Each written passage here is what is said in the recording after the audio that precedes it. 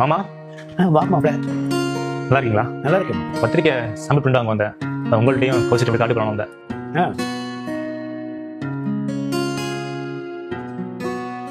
Invitation ரொம்ப பிரமாதமா சொல்லு மாப்பிள்ள.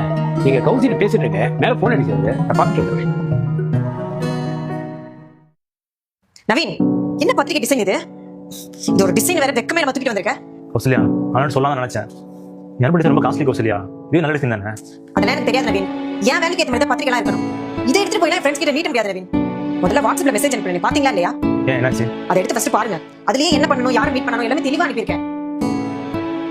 டேய், என்ன விஜயமாலாம் போட்டுருக்க? 2 எவ்வளவு தெரியுமா உனக்கு? ஃபர்ஸ்ட் ஃபுல்லா படிங்க. வேணாம், நானே சொல்லிடுறேன். எனக்கு என்இபில தான் கேட்டரிங் இருக்கணும். டிஜே அது கூட சேர்ந்து ஈவென்ட் கூட இருந்தா ஓகே. அப்புறம் ஸ்டேஜ் டெக்கரேஷன் கிராண்டா இருக்கணும். நான் ஒரு மேக்கப் ஆர்டிஸ்ட் சொன்னல, அவங்க தான் எனக்கு மேக்கப் பண்ணணும். இப்போதைக்கு அவ்வளவுதான். கௌசல்யா, என்ன நினைச்சிட்டு இருக்க? இந்த மண்டபம் 2 எவ்வளவு தெரியுமா உனக்கு? என்ன பேக்கெட் சார்ஜ் பண்ணா தெரியுமா உனக்கு? யோசிச்சு பாரு கொஞ்சம். மேரேஜுக்கு ரிலேட்டிவ்ஸ் ஃப்ரெண்ட்ஸ் எல்லாரும் வருவாங்க. மேரேஜ்னா கிராண்டா இருக்க வேண்டாமா? அது இல்லாம இப்பெல்லாம் மேரேஜ் பண்ணாதான் நமக்கு மதிப்பா இருக்கும். மதிப்பா இருக்கும் இவ்வளவு பண்ணணும். யோசிச்சு பாரு கௌசல்யா. பிராக்டிகலா யோசி. தேவைக்கு செலவு பண்ணலாம். இதெல்லாம் ஆடம்பரம். லவ் பண்ணும்போது அப்படி பார்த்துப்பேன் இப்படி பார்த்துப்பேன் சொன்னீங்க. சொன்னா புரிஞ்சுக்கோ. நீங்க எதுவும் சொல்ல வேணாம். ஃபர்ஸ்ட் எல்லாருக்கும் அட்வான்ஸ் கொடுத்துட்டு அப்புறமா எனக்கு கால் பண்ணுங்க.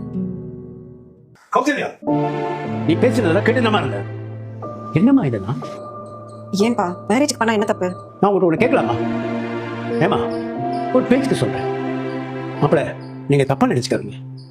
நாளைக்கே மாப்பிள்ள பிசினஸ் லாஸ் ஆகி அவர் காசு சம்பாதிக்க முடியாம வீட்லயே இருந்தா என்னமா பண்ணுவேன்? ஏன்பா இப்பெல்லாம் யோசிக்கணும்? யோசிக்கணுமா? நல்லா யோசிக்கணும்.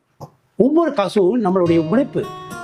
இது உனக்கு மட்டும் இல்லம்மா, நான் பொதுவா சொல்றேன். இன்னைக்கு இவ்வளவு காசை செலவு பண்ண சொல்றீங்க, நாளைக்கு இதே காசை அவர் சம்பாதிக்கலன்னா அவர் மனுஷனா கூட நீ மதிக்க மாட்டேன்ல. உன் கேரக்டர் நினைச்சு நான் ரொம்ப வருத்தப்படுறேன். இல்லப்பா, நம்ம ஃப்ரெண்ட்ஸ் ரிலேட்டிவ்ஸ்க்காக. சும்மா நிறுத்துமா. அடுத்தவளை திருப்திப்படுத்துறதுக்காக நம்ம ஆடம்பரமா செலவு பண்ணா நம்ம தான் அழிஞ்சு போமா. கௌசல்யா, நம்மளால என்ன முடியும் யோசிச்சு பாரு கொஞ்சம். நீ இவ்வளவு ரிலேஷன்ஸ் ஃப்ரெண்ட்ஸ்ன்னு சொல்றீங்க, அவங்கள கல்யாணத்துக்கு வந்து நல்லா சாப்பிட்டுட்டு கல்யாணத்தை கூட சொல்லிட்டு சாம்பார் கத்திரிக்காய் இல்லை, காரக்குழம்பு காரமா இல்லைன்னு சொல்லிட்டு போயிடுவாங்க. நாளைக்கே உனக்கு ஏதாவது ப்ராப்ளம்னா அவங்க எல்லாம் வரமாட்டாங்க.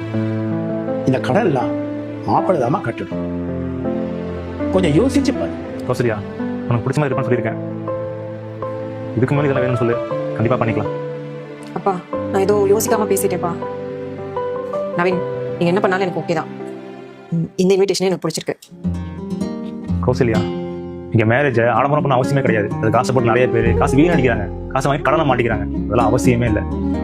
மேரேஜ் நம்ம தகுதிக்கு ஏற்ற மாதிரி சிம்பிளா பண்ணலாம், திருப்தியா பண்ணலாம் மேரேஜ். அது மாதிரி புரிஞ்சுக்கோங்க. சின்ன வரேன்.